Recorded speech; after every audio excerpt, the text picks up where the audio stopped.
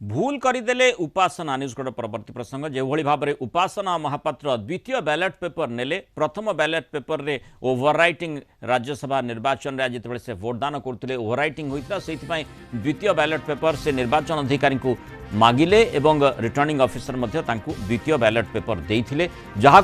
BJD प्रतिक्रियाशील होती गणतांत्रिक निर्वाचन प्रक्रिया को नष्ट करा कहुई राज्यसभा निर्वाचन में ब्रह्मगिरी विधायिका उपासना महापात्र द्वितीय बैलेट पेपर रे वोट देबा परे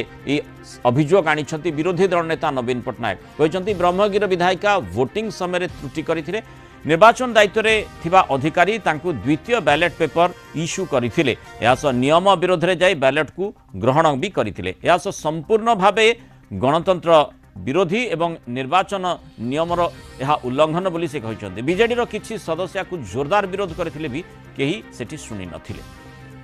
The MLA of Brahmagiri, the lady MLA of Brahmagiri had made